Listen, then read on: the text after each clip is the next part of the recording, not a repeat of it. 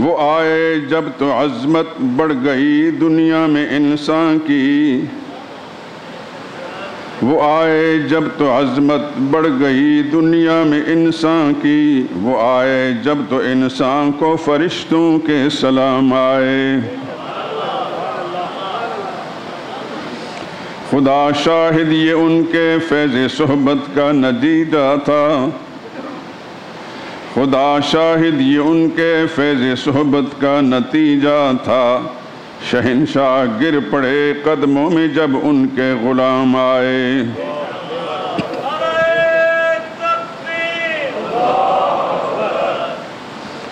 وہ آئے جب تو دنیا اس طرح سے جگمگا اٹھی، وہ آئے جب تو دنیا اس طرح سے جگمگا اٹھی کہ خورشید درخشاں جس طرح بالائے بام آئے۔ وہ ہیں بے شک بشر لیکن تشہد میں اذانوں میں، وہ ہیں بے شک بشر لیکن تشہد میں اذانوں میں، جہاں دیکھو خدا کے نام کے بعد ان کا نام آئے۔ کیا جب بھی کسی کذاب نے دعویٰ نبوت کا، کیا جب بھی کسی کذاب نے دعویٰ نبوت کا، تو جھٹ میدان میں ختم نبوت کے غلام آئے۔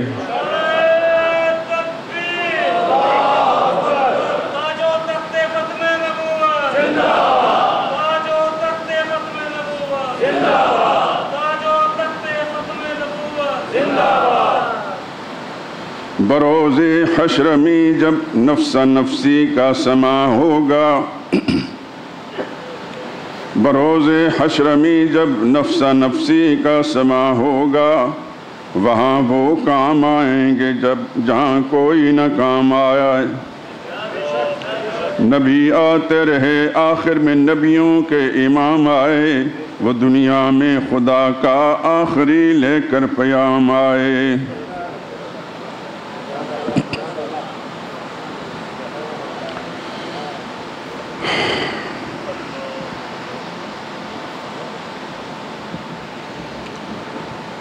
حضرات محترم، قرآنی آیات کے انتخاب اور اس کے ترجمے اور پھر ان کے بعد جو نظم پیش کی جاتی ہے، اس سے آپ حضرات نے مضمون کا یقیناً اندازہ فرما لیا ہوگا کہ سرور کائنات، فخر موجودات،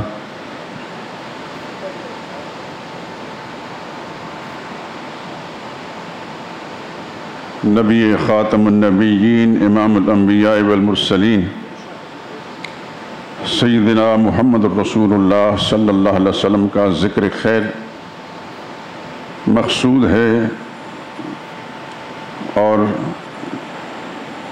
یہ ضروری نہیں کہ ایک آدھ نشست کے اندر یہ بات ختم ہو جائے۔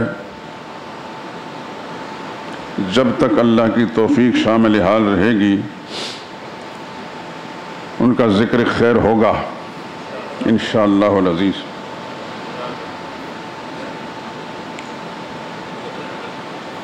میں جب یہاں بیٹھتا ہوں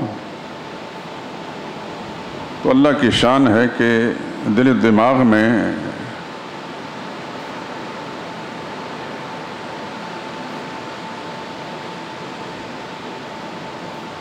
سرور عالم صلی اللہ علیہ وسلم کی ذات اقدس سے متعلق مضامین کے انبار آتے ہیں۔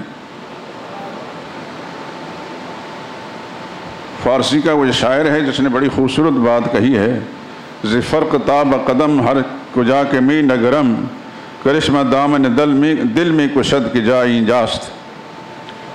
سر سے لے کر پیر تک اور پیر سے لے کر سر تک جہاں جہاں بھی نظر ڈالتا ہوں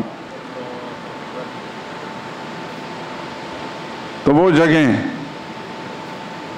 میرے دامن دل کو کھینچتی ہیں کہ ان کا تذکرہ کرو۔ پاؤں کو دیکھتا ہوں تو وہ تقاضا کرتے ہیں کہ پاؤں کا تذکرہ کریں، ہاتھوں کو دیکھتا ہوں تو ہاتھ تقاضا کرتے ہیں کہ ہاتھوں کا تذکرہ کریں، نبی کریم صلی اللہ علیہ وسلم کی ذات اقدس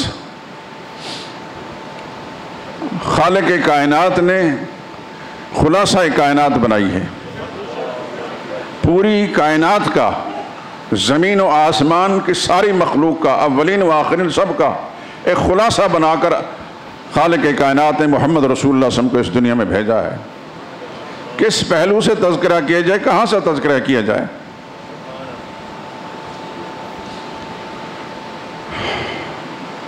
میرے دوستو، شاید کچھ عرصہ پہلے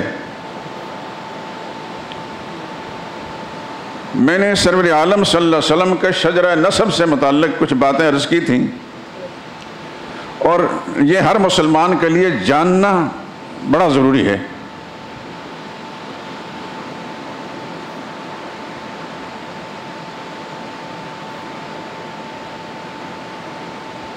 قرآن حکیم سے یہی بات معلوم ہوتی ہے کہ کسی مسلمان اور مومن کا اپنے آپ کو پہچاننا، جاننا اتنا ضروری نہیں جتنا محمد مصطفیٰ صلی اللہ علیہ وسلم کو ہے.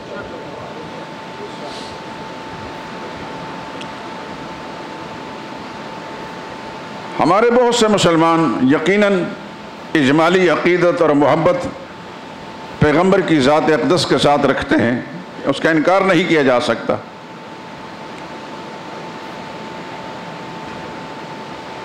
اور یہ وہ ایسی سچائی ہے کہ جس کو اپنے غیر بھی مانتے ہیں. نبی کی حرمت پر، نبی کی عزت پر جب کوئی حرف آنے لگتا ہے تو مسلمان اپنی جان پر کھیل جاتا ہے. اور یہ ایک سچائی ہے. آج بھی، ابھی حال میں پشاور کی ایک عدالت میں ایک نوجوان نے گستاخ رسول کو عدالت کے اندر قتل کر دیا. اس کے ساتھ ذاتی جھگڑا نہیں تھا، اس نوجوان کے دل میں اللہ کے پاک پیغمبر کی محبت اس قدر تھی کہ وہ برداشت نہیں کر سکا.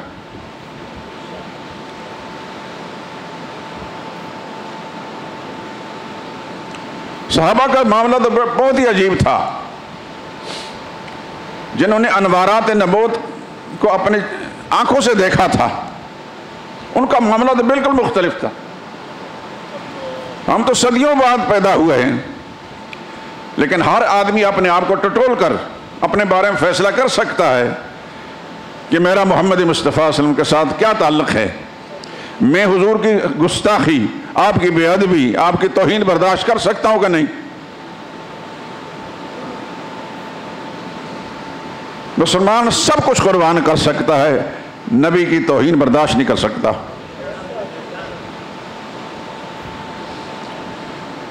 لیکن اس کے ساتھ یہ بھی ضروری ہے کہ نبی کی ذات کو اور ان کے خاندان کو پہچانے بھی. میں مناسب سمجھتا ہوں کہ حضور صلی اللہ علیہ وسلم نے اپنا شجرہ نسب جس قدر بیان فرمایا ہے، حدیث کی کتابوں میں موجود ہے، اس کو میں آپ کے سامنے ذکر کر دوں.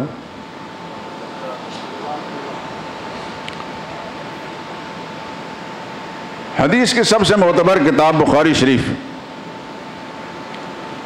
اس میں جو حضور صلی اللہ علیہ وسلم کا ارشاد مبارک ہے، اس کے اندر حضور صلی اللہ علیہ وسلم نے اپنے والد جناب عبداللہ سے لے کر عدنان تک، یہ 21 واسطے درمیان میں آتے ہیں، ذکر فرمایا ہے.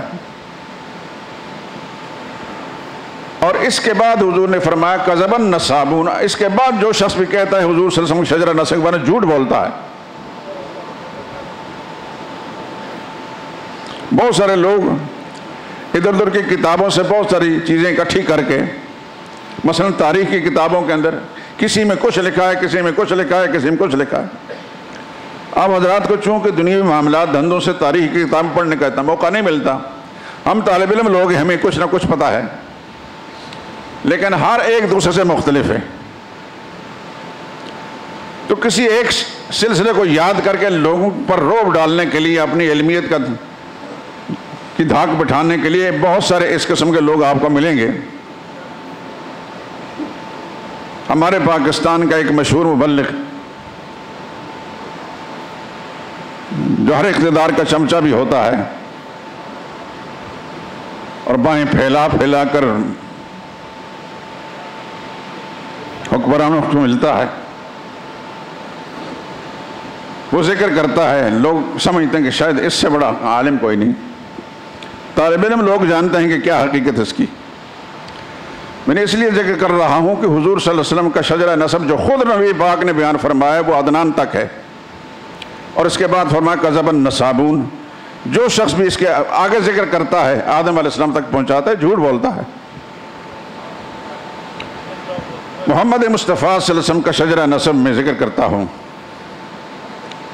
آپ کے والد گرامی کا نام تھا جناب عبداللہ، ان کے والد کا نام تھا عبد المطلب، ان کے والد کا نام تھا ہاشم، ان کے والد کا نام تھا عبد مناف، عبد مناف کے والد کا نام تھا قصی، ان کے والد کا نام تھا کلاب، ان کے والد کا نام تھا مرہ، ان کے والد کا نام تھا کعب، ان کے والد کا نام تھا لوئی یا لوئی، ان کے والد کا نام تھا غالب، ان کے والد کا نام تھا مزر، ان کے والد کا نام تھا فہر، ان کے والد کا نام تھا مالک، ان کے والد کا نام تھا نظر ذات کے ساتھ، ان کے والد کا نام تھا کنانہ، ان کے والد کا نام تھا خزیمہ، اور ان کے والد کا نام تھا مدرکہ، ان کے والد کا نام تھا الیاس، ان کے والد کا نام تھا مزر، اور ان کے والد کا نام تھا نزار، اور ان کے والد کا نام معد، اور ان کے والد کا نام تھا عدنان۔ یہ بخاری شریف کے اندر باب مبعث النبی صلی اللہ علیہ وسلم کہ رسول اللہ صلی اللہ علیہ وسلم کس شجرہ نسب کے اندر آپ کی بعثت ہوئی۔ عبداللہ ابن عباس جو رسول اللہ صلی اللہ علیہ وسلم کے جلیل قدر صحابی بھی ہیں اور چزاد بھائی بھی، فرماتے ہیں جب رسول اللہ صلی اللہ علیہ وسلم اپنا نسب شریف بیان فرماتے تو عدنان سے آگے تجاوز نہیں فرماتے تھے، اور یہ فرماتے تھے کذب النسابون، جو اس سے آگے شجرہ نسب بیان کرتے جھوٹ بولتا ہے۔ حضرت عبداللہ بن مسعود جلیل قدر صحابی ہیں، بڑا نام ہے ان کا، علمی مقام ان کا بہت بڑا تھا، بعض نے تو خلفاء اربعہ سے بھی ان کو علمی مقام اونچا بیان فرمایا ہے۔ انہوں نے قرآن حکیم کی آیت وعادم وثمود والذین من بعدہم لا یعلمہم الا اللہ، قوم عاد اور سمود اور اس کے بعد جو لوگ آئے لا یعلمہم الا اللہ، اس کے بعد آنے والوں کو کچھ بھی اللہ کے سوا نہیں جانتا۔ یہ سورہ حامیم مومن کی اور سورہ ابراہیم کی آیتیں ہیں۔ پھر فرماتے کذب النسابون، شجرہ نسب بیان کرنے والے اس کے آگے بھی جو بیان کرتے جھوٹ بولتے ہیں۔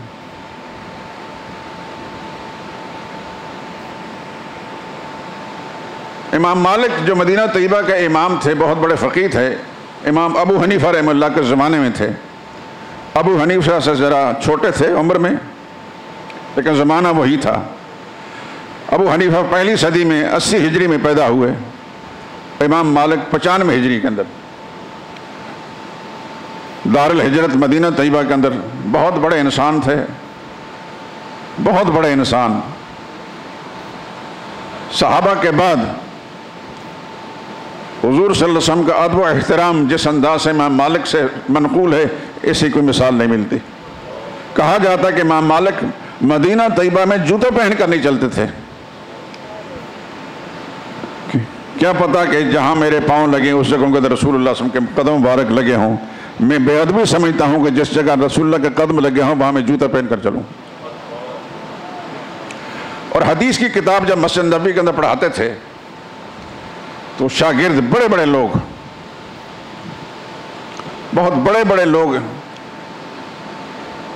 امام مالک کے شاگرد ہیں۔ امام محمد بن حسن شیبانی ان کے شاگرد ہیں، امام شافعی ان کے شاگرد ہیں۔ تو یہ بڑے بڑے محدثین جو ان سے حدیث پڑھتے تھے، تو طالب علم حدیث رسول جس آواز کے ساتھ پڑھتے تھے، امام مالک اس کی تشریح ذرا پست آواز سے بیان فرماتے۔ اور یہ فرماتا تھا کہ وہ الفاظ جو آپ نے پڑھے ہیں وہ آواز رسول ہے صلی اللہ علیہ وسلم، اور مجھے حق نہیں پہنچتا کہ اپنی آواز کو نبی کی آواز پر بلند کروں۔ قرآن حکیم میں آتا ہے لا ترفعوا اصواتکم فوق صوت النبی، اپنی آوازوں کو نبی کی آواز پر بلند نہ کرو ورنہ تمہارے اعمال ضائع چلے جائیں گے۔ صحابہ اکرام کا یہی معاملہ تھا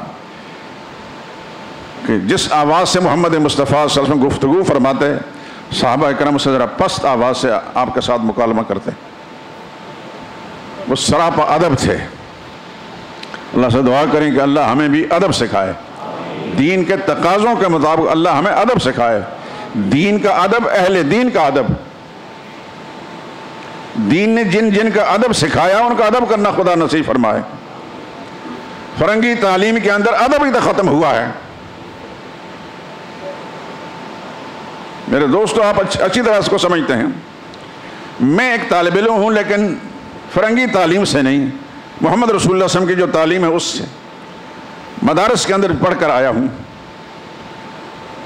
تو میں نے اپنے اساتذہ کو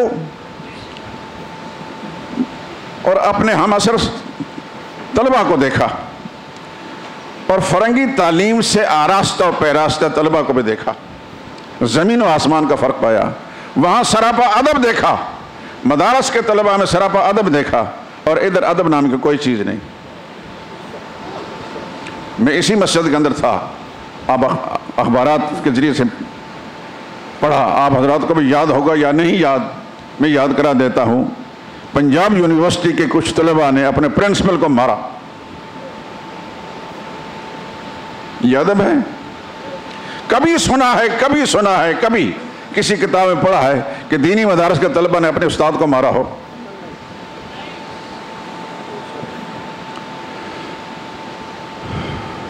دینی مدارس کا طالب علم اپنے استاد سے آگے بھی نہیں چلتا تھا، ہم لوگوں کی گردنیں جھکی ہوتی تھی۔ میں اپنے آپ کو کسی معیار کا بھی نہیں سمجھتا، لیکن بئی ہمہ چونکہ مدارس دینیہ کا ایک اثر تھا، اس کی وجہ سے اپنے اساتذہ کے سامنے گردن اٹھا کر بات نہیں کی۔ تو یہ دین کا ادب ہوتا ہے۔ دعا کریں اللہ ہمیں دین کا ادب نصیب فرمائے کہ اپنے ماں باپ کے ساتھ بھی اسی انداز سے گفتگو کریں جو دین نے سکھایا ہے، اپنے بڑوں کے ساتھ، معاشرے کے جو عمر میں بڑے لوگ ہیں ان کے ساتھ بھی اسی انداز سے گفتگو کرنے کی خدا توفیق دے جو دین نے ادب سکھایا ہے۔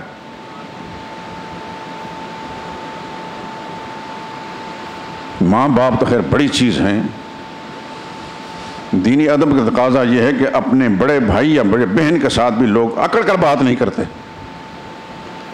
بعض مقامات پر کئی دفعہ ایسا ہوا، بڑے بھائی نے تھپڑ مارے چھوٹے بھائی کو، اس نے گردن نہیں اٹھائی۔ ایسے لوگ پھر معاشرے کے اندر ایک اونچا مقام رکھتے ہیں، ان کو خدا بڑا رتبہ دیتا ہے۔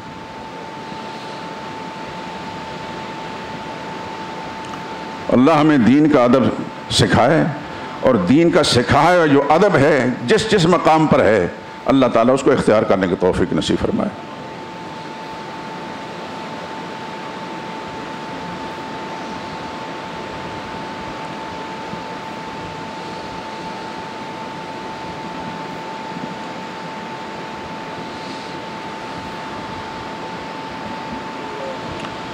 ہمارے اس لاہور میں دینی مدارس طلبہ کے بھی ہیں اور طالبات کے بھی ہیں۔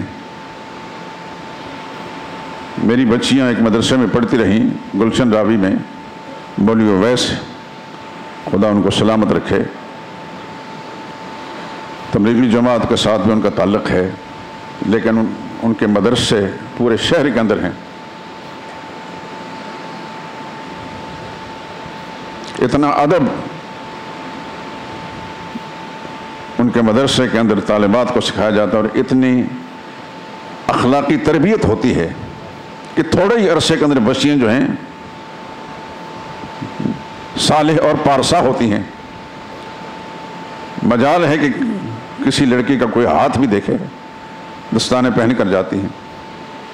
استاد پڑھانے والے دوسرے کمرے میں ہوتے، اسپیکر پر پڑھاتے ہیں۔ اب بھی ایسا ہے، اور کسی بچی کا نام لے کر نہیں پکارا جاتا، والد کے نام سے، بنت فلاں بنت فلاں، کسی کو معلوم نہیں ہوتا کہ کس کی بیٹی ہے۔ اور ان بچیوں کو کے ساتھ براہ راست گفتگو کرنے کے لیے، بلانے کے لیے ایک بوڑھی خاتون، کوئی مائی، کوئی دینی فہم رکھنے والی ہے تو اس کے ساتھ رابطہ ہوتا ہے۔ کوئی مرد عورتوں کے، بچیوں کے کمرے کے اندر قریب بھٹک بھی نہیں سکتا۔ اس انداز سے جب دینی تربیت ہوگی تو اس کا ایسی ماؤں کے پیٹوں سے پیدا ہونے والے بچے بھی پھر معاشرے کے اعلیٰ مقام رکھتے ہیں، وہ ایکٹر نہیں ہوتے۔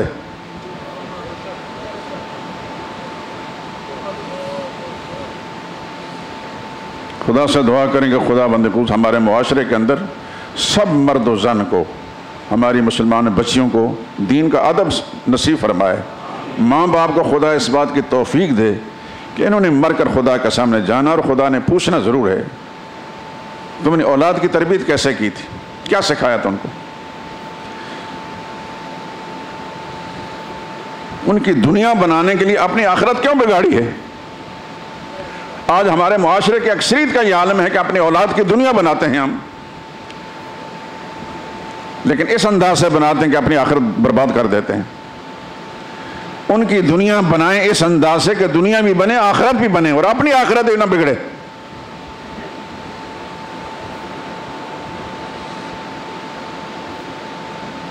کبھی کبھی میں دوستوں سے، آپ سے درخواست کرتا ہوں، اپنے بچوں کی خصوصاً میٹرک تک کے طلباء، ان کے بستے کھول کر کبھی چیک تو کر لیا کریں، اس میں کیا پڑھاتے ہیں۔ خاص طور پر اسلامیات کے نام پر جو کچھ بھی ہے،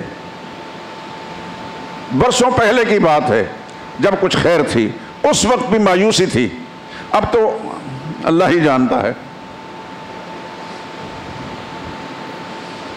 ہمارے گناہوں کی شامت سے ہم پر جو مخلوق مسلط ہوئی ہے، اللہ ہمارے گناہوں کو معاف کرے، اور سچے دل سے ہر وقت تنہائی کے اندر، یہ نہیں کہ میں نے یہاں کہہ دیا تو آپ نے آمین کہہ دیا، میرے لیے بھی لازم ہے کہ میں تنہائی میں جا کر اپنے گناہوں کی معافی مانگوں، اور آپ حضرات کے لیے لازم ہے کہ شاید میرے گناہوں کے سبب سے یہ عذاب ہم پر مسلط ہوا ہے۔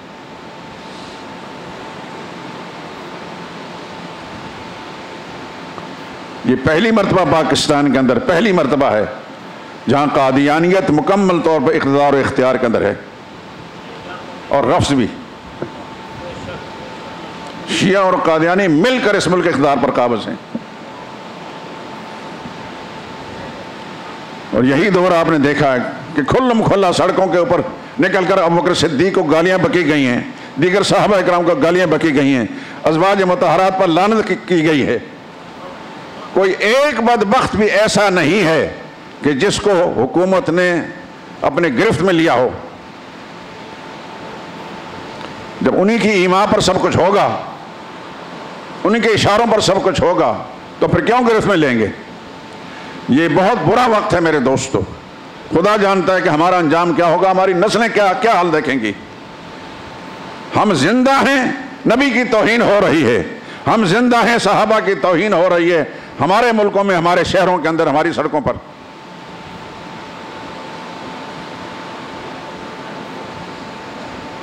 ہماری ماں کو کوئی گالی بکے تو ہمیں بالکل آگ لگ جاتی ہے،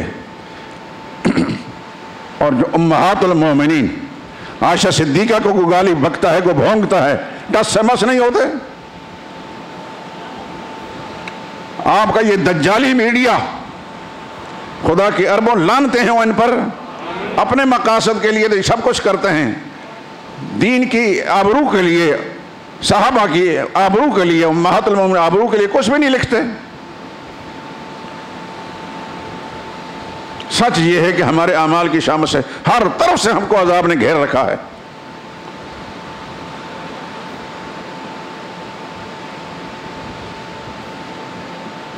مجھے نہیں پتا کہ آپ حضرات کے دل کی کیفیت کیا، خدا کی قسم کھا کر کہتا ہوں، قرآن میرے ہاتھ کے اندر ہے، میرے اندر آگ لگی ہوئی ہے۔ جو کچھ اندر کی کیفیت میں بیان نہیں کر سکتا۔ کیا جواب دیں گے ہم خدا کو؟ تم نے کیسی زندگی گزاری؟ تمہاری زندگی کا مقصد کیا تھا؟ نبی کی آبرو کے لیے، نبی کی فیملی کی آبرو کے لیے تم نے کیا کیا ہے؟ آپ سوشل میڈیا دیکھتے ہیں، کھلم کھلا امہات المومنین کا نام لے کر ان پر لعنت کی جاتی ہے، ابوبکر صدیق کا نام لے کر فاروق اعظم اور دیگر اجلہ صحابہ کا نام لے کر ان پر لعنت کی جاتی ہے۔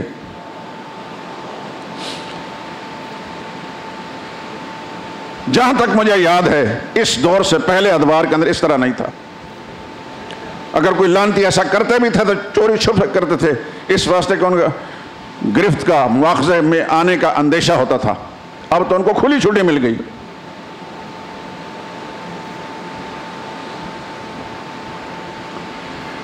خیر، اس بات کا رونا روئیں، بات امام مالک کی ہو رہی تھی۔ امام مالک اتنے ادب والے تھے کہ طالب علم جس آواز کے ساتھ حدیث رسول پڑھتا تھا اس سے پست آواز کے اندر اس کی تشریح بیان فرماتے تھے کہ وہ آواز پیغمبر کی ہے، اور اللہ نے فرمایا لا ترفعوا اصواتکم فوق صوت النبی، نبی کی آواز پر اپنی آواز کو بلند نہ کرو۔ آج کتنا عرصہ گزر چکا ہے امام مالک کو، پہلی صدی میں پیدا ہوئے ہیں، آج بھی ان کا تذکرہ اس مسجد میں ہو رہا ہے اور ہزاروں جگہوں میں ہوگا اور ہوتا رہے گا۔ ہم نہیں ہوں گے، ہمارا نام و نشان بھی نہیں ہوگا، ان کا ہوگا نام، اس لیے کہ خدا اس کے رسول کے وفادار تھے۔ خدا سے ادب مانگیے میرے دوستو، دین کا، اہل دین کا ادب مانگیے، دین کا اور اہل دین کا ادب مانگیے، دین اور اہل دین کی محبت مانگیے، اور جو خدا نے توفیق دی ہے شعوری طور پر کر کے دکھائیے۔ عزت، ذلت، موت، حیات، نفع، نقصان صرف اللہ کے قبضے میں ہے، کسی اور کے قبضے میں نہیں۔ اگر خدا نے آپ کو عزت دی ہے تو کوئی دنیا کی کوئی قوت آپ کی عزت نہیں چھین سکتی۔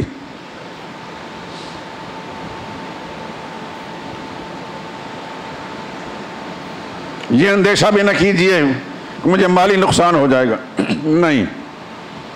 جس رب نے آپ کو پیدا کیا ہے،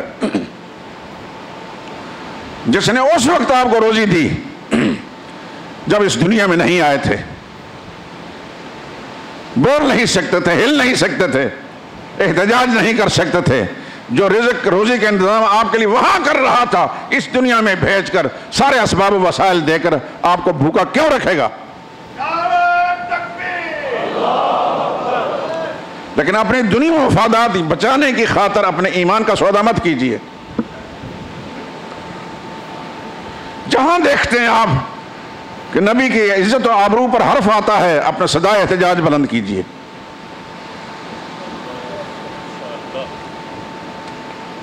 دنیا کی قوتیں اگر آپ کا ساتھ نہیں دیتے، خدا دیکھ رہا ہے اور اس کا وعدہ ہے وَكَانَ حَقًّا عَلَيْنَا نَصْرُ الْمُؤْمِنِينَ، ایمان والوں کی مدد کرنا ہم نے اپنے ذمہ لازم کر رکھی ہے، یہ اس کا وعدہ ہے خالق کائنات کا۔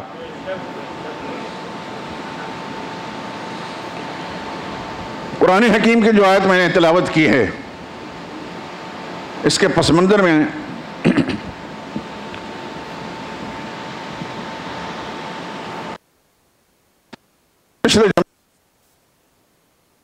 ایک نام کلمہ گو کا یہودی کے ساتھ جھگڑا ہوا۔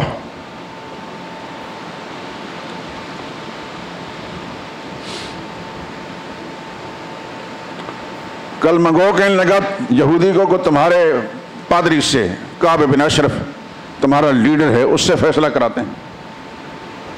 یہودی کا موقف چونکہ درست تھا، اس نے کہا کہ تمہارے پیغمبر سے فیصلہ کراتے ہیں۔ دیکھیے، یہ کلمہ گو کا لفظ جو بول رہا ہوں صرف زبان کی حد تک کلمہ ہے، اندر نہیں۔ وہاں بھی ایسا کلمہ گو تھا، مدینے میں بہت سارے کلمہ گو ایسے تھے، اور اب تو ہر طرف کلمہ گو ہی کلمہ گو ہیں۔ جتنا کوئی بااثر ہے الا ماشاء اللہ، وہ کلمہ گو ہی ہے۔ استثناء ہر وقت ہو سکتی ہے۔ اللہ جس کو اپنی حفاظت میں رکھے، اس کی ایمان کی حفاظت فرمائے، تو یقیناً پکا مومن ہوگا، ورنہ اکثریت کلمہ گوؤں کی ہے۔ کلمہ گو کہنے لگا یہودی سے فیصلہ کراتے ہیں، یہودی کہنے لگا مسلمانوں کے نبی سے فیصلہ کراتے ہیں۔ یہودی کو پتا تھا کہ ہمارے پادری رشوت لے کر فیصلے بدلتے ہیں، مسلمانوں کا نبی غلط فیصلے نہیں کرتا، چاہے مقابلے میں یہودی کیوں نہ ہو۔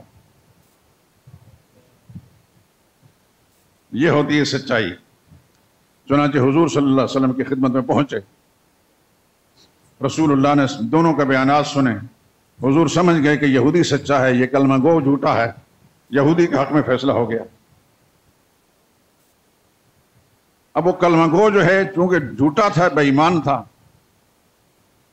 جس کو قرآن کی زبان میں منافق کہا جاتا ہے،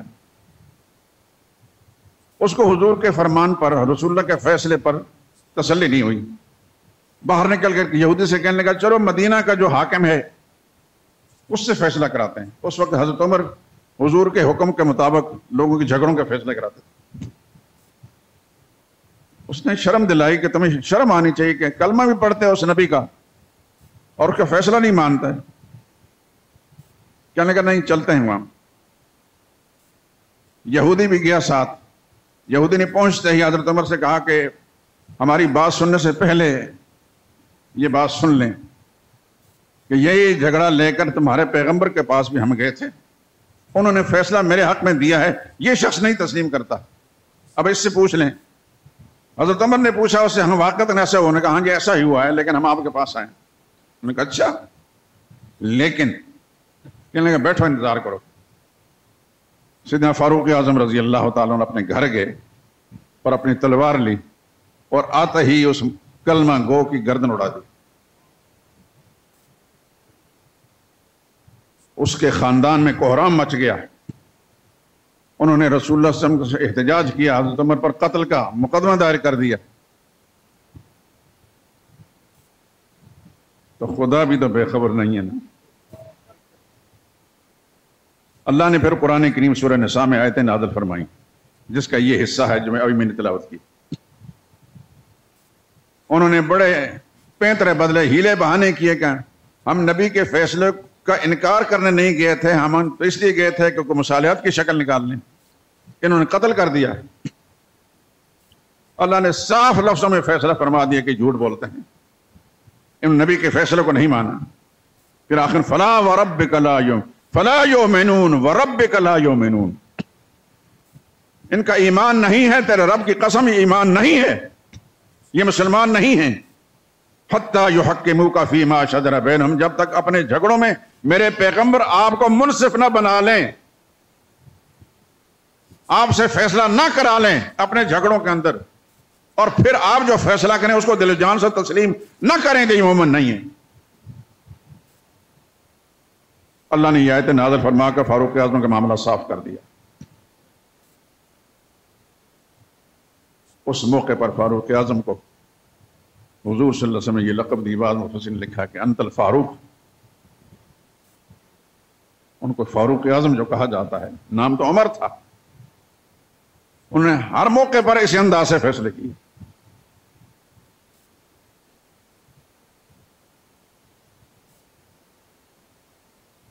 میرے دوستوں، میں آپ ہمارے معاشرے میں بے شمار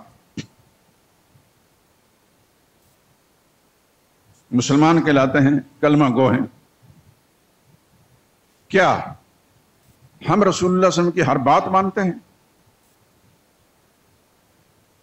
ہم نے جو لا الہ الا اللہ محمد الرسول اللہ پڑھا ہوتا ہے، اس کی حقیقت کو دل سے تسلیم کر کے پڑھتے ہیں؟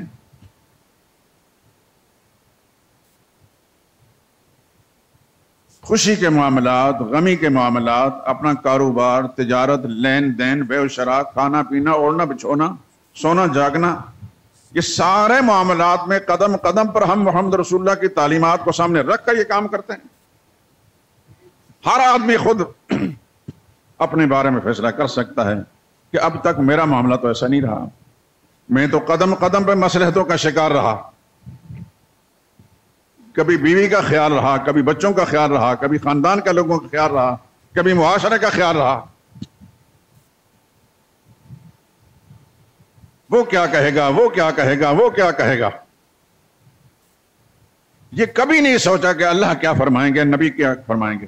میں نے نبی کا سامنا کس انداز سے کرنا ہے. منہ سے کہتے ہیں کہ رسول اللہ ہماری سفارش کریں گے تو بیڑا پار ہوگا، حضور صلی اللہ علیہ وسلم کے سامنے کس منہ سے جائیں گے؟ کیا ہم انہی کیفیات کے ساتھ، انہی نظریات کے ساتھ، انہی معاملات کے ساتھ حضور کا سامنا کرنے کے قابل ہیں؟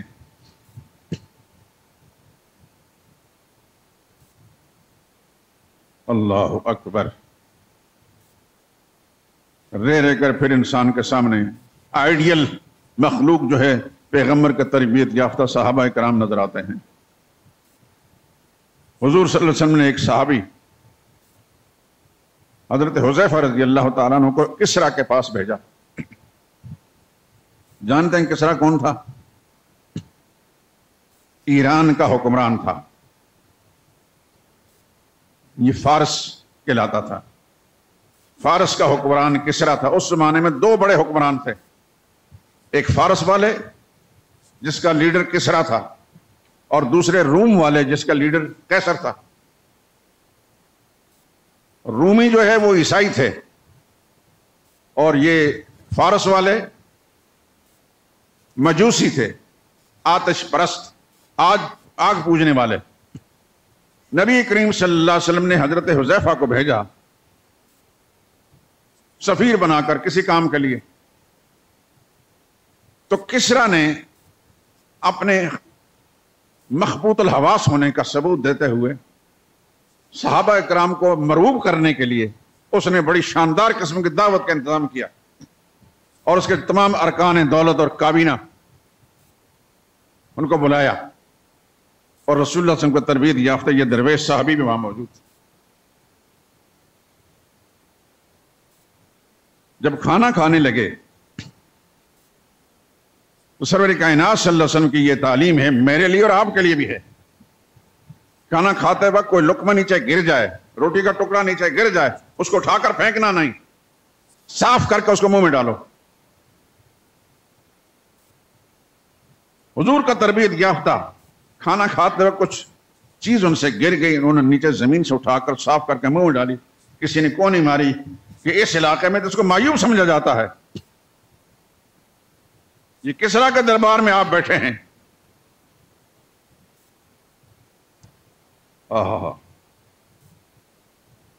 سبحان اللہ. صحابہ کے ایمان پر قربان جائیں. انہوں نے کہا یہ کیا کہہ رہے ہو؟ کہنے لگے یہ زمین سے اٹھا کر کھانا یہ معیوب ہے. ان کے سامنے یہ میرے نبی کی سنت ہے، اور انہیں بآواز بلند فرمایا. نہیں سوچا کہ کسریٰ کیا کہے گا، اس کے ارکان دولت کیا کہیں گے، راضی ہوں گے یا ناراض ہوں گے، ہمیں ملامت کریں گے. بآواز بلند اترک سنت حبیبی لہؤلاء الحمقاء. زمین سے لقمہ اٹھا کر صاف کر کے منہ میں ڈالنا میرے حبیب محمد رسول اللہ کی سنت ہے. میں اپنے محبوب اپنے حبیب کی سنت کو ان احمقوں کی وجہ سے چھوڑ دوں گا؟ ان کو سنا کر کہا. کوئی قیامت نہیں ٹوٹی، کوئی نہ آسمان گرا. اور آپ یقیناً پڑھے لکھے لوگ ہیں، اس شہر کے باسی ہیں جو بچپن میں ہم سنتے چلے آئے، کالجوں یونیورسٹیوں کا شہر ہے، تعلیمی اداروں کا شہر ہے. یقیناً اب تو کافی ترقی ہو گئی ہے. آپ نے پڑھا ہوگا، علماء سے سنا ہوگا کہ اللہ کے نبی نے ایک موقع فرمایا ہلاک کسریٰ ولا کسریٰ بعدہ. کسریٰ نے حضور کے خط کو پھاڑا تھا. غرور و تکبر میں آ کر رسول اللہ نے اس کو اسلام کی دعوت دی. اس نے کہا یہ کون ہوتا ہے مجھے اپنی پیروی کی دعوت دینے والا؟ خط کو پرزے پرزے کر کے پھینک دیا. اللہ نے وحی کے ذریعے سے محمد مصطفیٰ صلی اللہ علیہ وسلم بتا دیا کہ کسریٰ نے آپ کو خط کو پھاڑ دیا. حضور نے فرمایا کسریٰ نے میرے خط کو نہیں پھاڑا، اپنی حکومت کے پرخ چڑھا دیے ہیں. اور فرمایا ہلاک کسریٰ ولا کسریٰ بعدہ. کسریٰ ہلاک ہو گیا اور اس کے بعد اور کسریٰ نہیں آئے گا. وہی بات ہوئی، تھوڑے عرصے کے بعد کسریٰ تباہ برباد ہو گیا، پھر دوبارہ کسریٰ کی حکومت قائم نہیں ہوئی.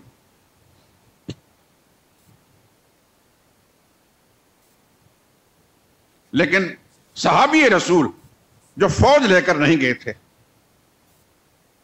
ایک دو ساتھی ہوں گے، حضرت حذیفہ رضی اللہ تعالیٰ عنہ، انہوں نے جب یہ سنا کہ یہ لوگ میرے نبی کے طریقے کو معیوب سمجھتے ہیں، انہیں بآواز بلند فرمایا اترک سنت حبیبی لہؤلاء الحمقاء، میں اپنے محبوب نبی کی سنت کو ان احمقوں کی وجہ سے نہیں چھوڑ سکتا۔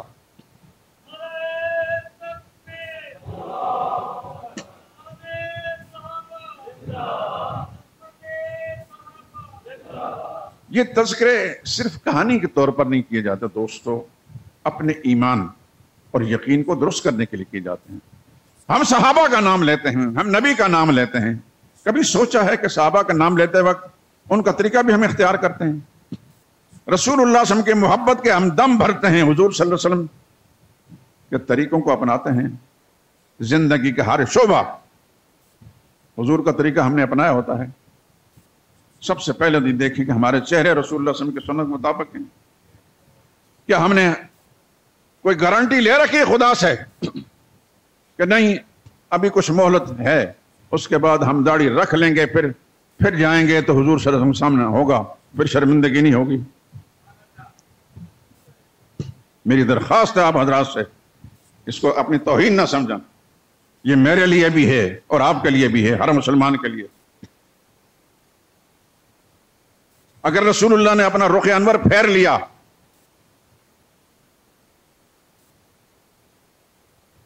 پھر کون ہمارا وکیل ہوگا؟ یہاں میں چلتے چلتے ایک بات سنا دیتا ہوں۔ یہی کسرا جس کا میں نے ذکر کیا ہے، اس کے کچھ نمائندے آئے رسول اللہ صلی اللہ علیہ وسلم کے پاس، مدینہ طیبہ میں ہیں۔ چونکہ مجوسی آتش پرست قومیں یا آپ کا پڑوسی ملک ہندوستان ہے، مشرق قومیں جتنی بھی ہیں، ان کے ہاں داڑھی کوئی تصور نہیں۔ اہل کتاب کے ہاں داڑھی کا تصور ہے۔ جو نصارہ عیسائی پکے عیسائی ہیں، ان کی داڑیاں آج بھی پوری طرح ہیں، یہودیوں کی داڑھی پوری طرح ہیں، لیکن جو مشرق قومیں ان کے ہاں داڑیاں نہیں۔ تو ان کے دو نمائندہ حضور صلی اللہ علیہ وسلم کے مدینہ طیبہ میں آئے کوئی کام کرنے کے لیے۔ رسول اللہ صلی اللہ علیہ وسلم کی خدمت میں جب پہنچایا گیا تو ان کی داڑیاں نہیں تھیں۔ یہ بات جو میں کہہ رہا ہوں سنانی البدایہ والنہایہ ابن کثیر نے لکھا ہے، بہت بڑے عالم ہیں، بہت بڑے محدث بھی ہیں، مفسر بھی ہیں، مورخ بھی ہیں۔ جب حضور کے سامنے وہ گئے، داڑیاں صاف تھیں، حضور کے نظر مبارک جب ان پر پڑی تو ایک دم حضور نے رخ پھیر لیا۔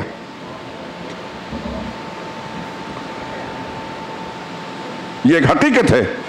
اگر میری بات پر یقین نہیں تو کسی بڑے عالم جس پر اعتماد کرتے ہیں، بشرطے کہ وہ عالم ہو اور کتابوں کے ساتھ کوئی تعلق ہو، وہ بتائے گا انشاءاللہ۔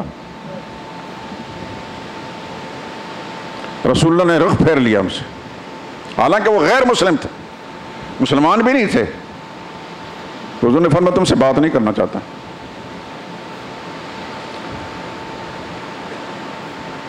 یہ قصے کہانیاں سنانا میرا مقصد نہیں میرے دوستوں، خدا کی قسم آپ گھر سے چل کر آئے ہیں، اپنا وقت لے کر آئے ہیں، آپ سے مجھے محبت ہے، میں جو کچھ کہہ رہا ہوں میرا رب اس پر وکیل ہے، آپ سے مجھے محبت ہے، آپ فالتو لوگ نہیں ہیں، کچھ خدا کا دین سننے کے لیے آئے ہیں، تو میرا فرض بنتا ہے کہ میں وہ بات جو آپ کے لیے مفید ہے، اس دنیا میں مفید ہے، آخرت میں مفید ہے، آپ کی خدمت عرض کروں۔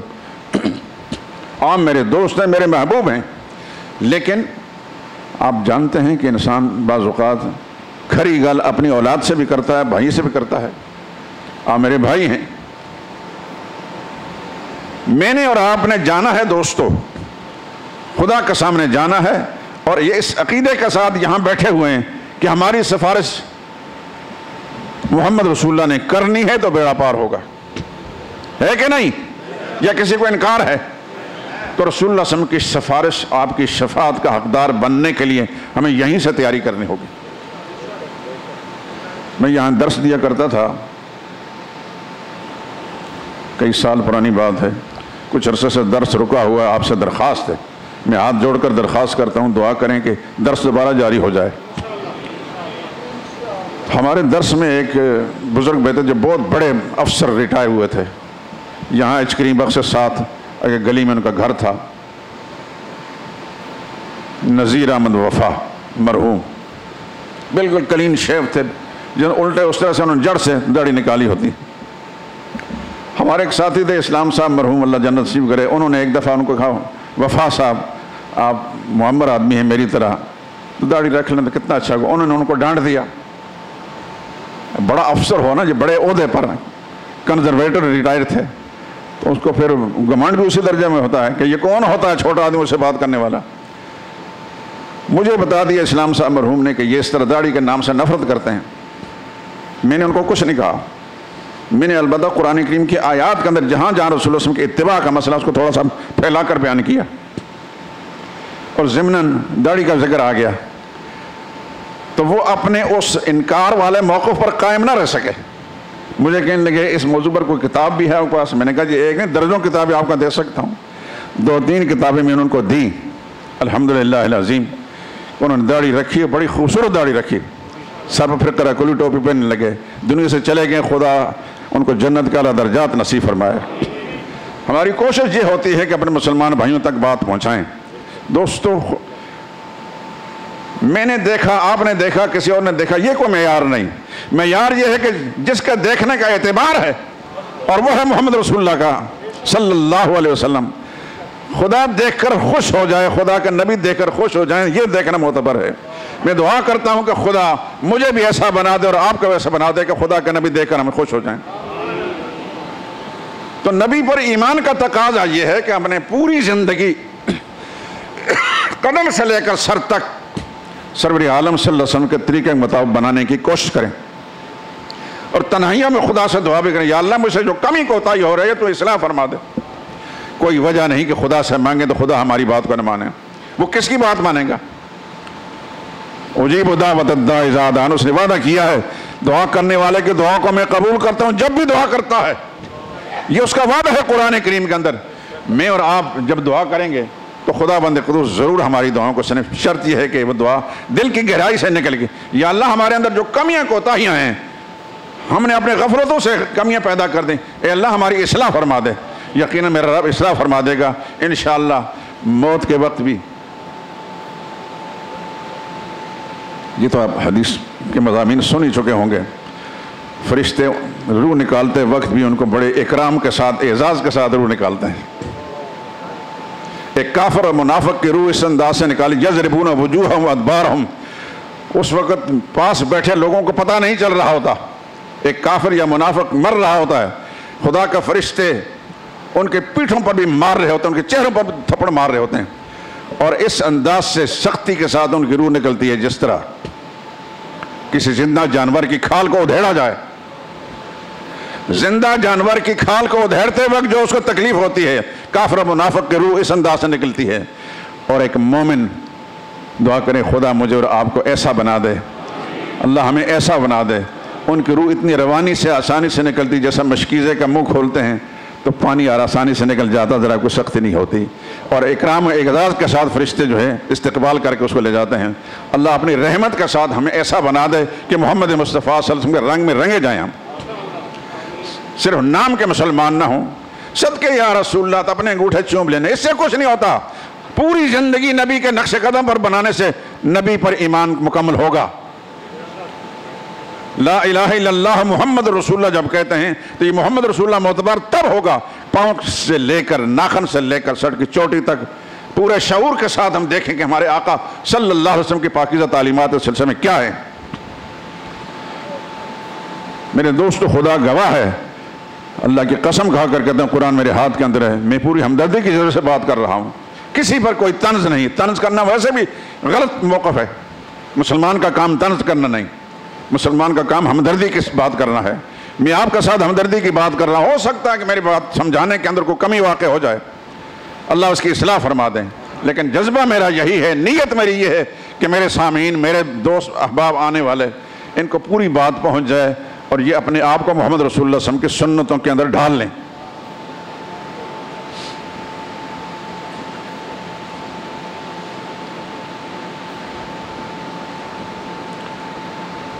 اللہ اکبر۔ ایک صحابی کا میں نے آپ کے سامنے ایک نمونہ بیان کر دیا۔ رسول اللہ صلی اللہ علیہ وسلم نے اپنے وصال سے پہلے ایک لشکر تیار کیا تھا،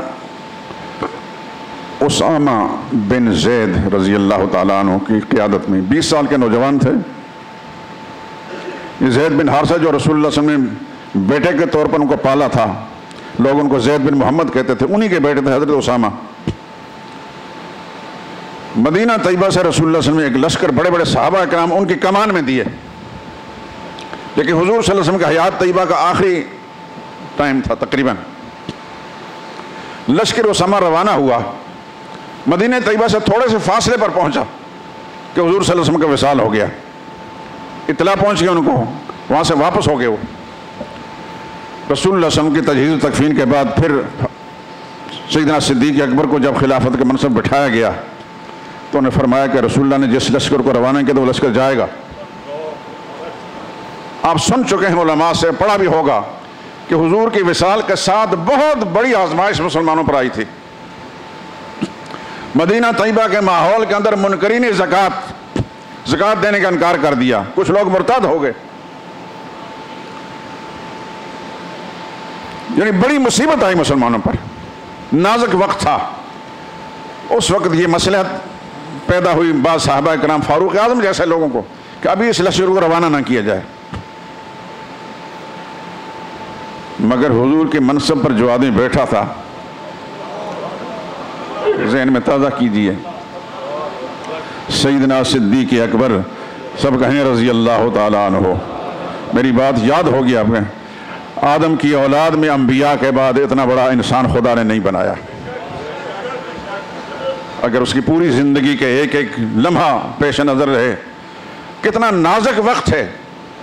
مشورے دینے والے مشورے دے رہے ہیں کہ اس کو کچھ عرصے کے لیے مؤخر کر دیا جائے. سیدنا صدیق اکبر رضی اللہ تعالیٰ عنہ فاروق اعظم نے مشورہ دیا. اس وقت فاروق اعظم کو ڈانٹ کر فرمایا, یا ابن الخطاب, یہ خطاب کے بیٹے ہیں, اس لشکر کو محمد رسول اللہ نے تیار کر کے بھیجا تھا, میری مجال نہیں کہ اس کو میں واپس کر سکوں یا روکوں.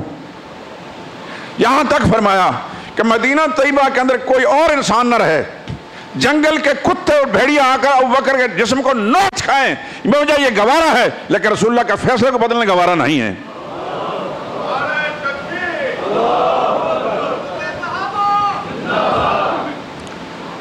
آج صدیق اکبر کا نام آسمان شہرت پر چمکتا ہے, میرے اور آپ کے دل کے اندر چمکتا ہے. خدا کی قسم, صدیق اکبر کا تذکرہ جب آتا ہے, خیال آتا ہے, تو مسرت اور شادمانی سے دل و دماغ بھر جاتا ہے. میرا نسبی تعلق تو ان کے ساتھ کوئی نہیں تھا, کیوں اتنی محبت ہے ان کے ساتھ؟ نہ اتنی باپ سے ہے, نہ دادا سے, نہ ماں سے, نہ اولاد سے, نہ کسی رشتہ دار سے ہے. جو محبت صدیق اکبر سے ہے یا دیگر صحابہ کرام سے, اس کا سبب یہ ہے کہ وہ خدا اس کے رسول کا وفادار تھے. اللہ نے ہمارے دل میں ان کی محبت ڈال دی ہے. ان کے تذکرے کرنا صرف کہانی سنانے کے طور پر نہیں ہوتی ہے. یہ لوگ خدا اس کے رسول کے وفادار تھے.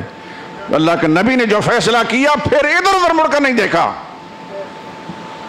کہ نبی کے فیصلے کو نافذ کرنا ہے. اور فاروق اعظم جیسے انسان کو بعد میں یہ اعتراف کرنا پڑا, اے نبی کے خلیفہ, نبی کے خلافت کے منصب پر خدا نے آپ کو چن کر رکھا ہے, اب مجھے شرح صدر ہو چکی, جو فیصلہ آپ نے کیا وہی صحیح تھا. تو میرے دوستو,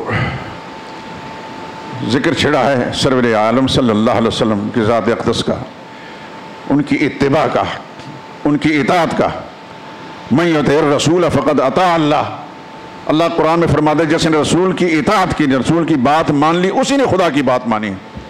ما ارسلنا من رسول الا لیطاع باذن اللہ. ہم نے جو رسول بھیجا ہے اللہ کے مطابق اس کی بات ماننے کے لیے بھیجا ہے, صرف نام جپنے کے لیے نہیں, صرف اپنے انگوٹھے چومنے کے لیے نہیں, صرف محفل میلاد قائم کرنے کے لیے نہیں, جلوس نکالنے کے لیے. پوری زندگی, اپنا پورا گھرانہ نبی کریم صلی اللہ علیہ وسلم کی سنت اور آپ کو اسوہ حسنہ کے مطابق بنانا. یہ ہے حضور کی محبت. ہم نے جلوس نکال بھی لیے, محفل میلاد بنا دی گئی, نعت کی محفلیں بھی ہو گئے, سب کچھ, لیکن کوئی ذرا تبدیلی بھی ہمارے نہ وجود میں آئی نہ ہمارے اعمال میں آئی. یہ ہے حضور کی محبت. اس کو حضور کی محبت کہا جاتا ہے. اپنے آپ کو بدلنا پڑے گا ہمیں. رسول اللہ کا رنگ میں رنگنا پڑے گا، چن چن کر احادیث مبارکہ سے دیکھا کہ میرے نبی کی سنت کیا ہے، ان کا اسوہ حسنہ کیا ہے، ان کو اپنانا پڑے گا، پھر خدا کی رحمتیں آئیں گی، پھر اپنے دل کی دنیا کو دیکھیں کس قدر اللہ نے آباد کی ہے، کس قدر خدا کی رحمتیں نازل ہو رہی ہیں۔ آج اسی پر اتفاق کرتے ہیں، باقی انشاءاللہ زندگی نے وفاقی آئندہ۔ سبحانک اللہم و بحمدک لا الہ الا انت۔